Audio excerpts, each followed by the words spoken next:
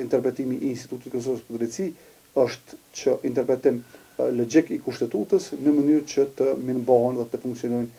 institucionet. Duhet këtë tërheqje, sepse betimi, siç e dim, vije pas certifikimit të kandidatëve të cilët janë të zgjedhur për deputet,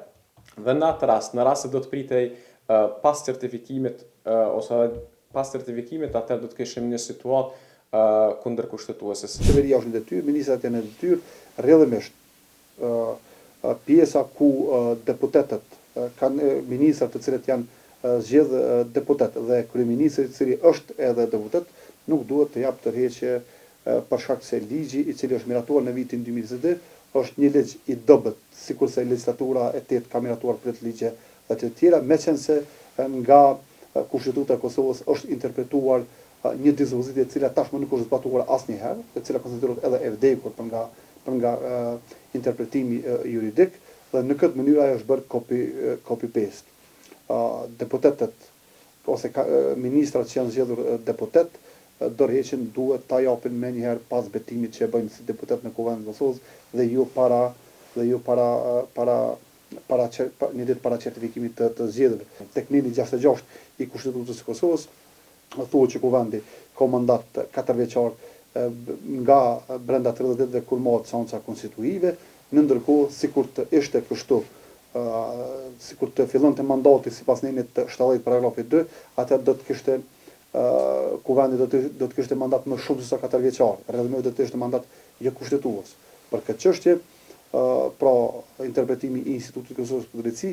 është që interpretim logjik I kushtetutës në mënyrë që të mirëmbahen dhe të funksionojnë institucionet. Pas nenit 72 të kushtetutës, I cili flet për papajtueshmërinë e funksionit të një deputeti të Kuvendit dhe mandati I deputetit të Kuvendit apo I deputetes fillon ditën e certifikimit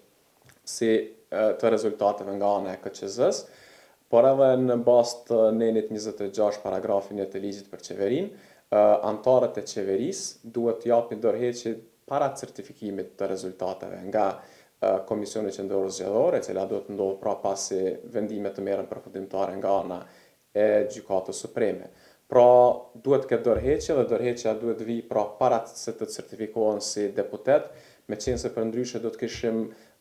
një situatë kundër kushtetuese. Meqense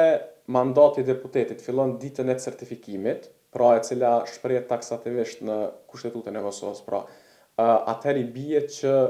para asaj dite, pra para certifikimit, kur edhe fillon mandati I deputetit, duhet këtë dorëheqje, sepse betimi, siç e dim, vije pas certifikimit të kandidatëve të cilët janë të zgjedhur për deputet, dhe në atë rast, në rast se do të pritej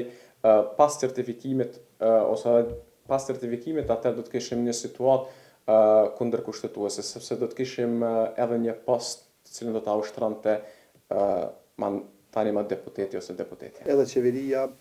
konsiderohet tashmë në detyrë me funksione të cilat janë të kufizuara sipas ligjit për qeverinë. Pra, nuk miraton projekt ligje, nuk miraton strategji, nuk miraton koncept dokumente, nuk miraton marrëveshje ndërkombëtare që kërkohet votim prej Kuvendit, nuk miraton ose nuk propozon emërime të bordeve kolegjiale individuale që kërkojnë edhe emërim nga Kuvendi, po edhe nga vetë qeveria.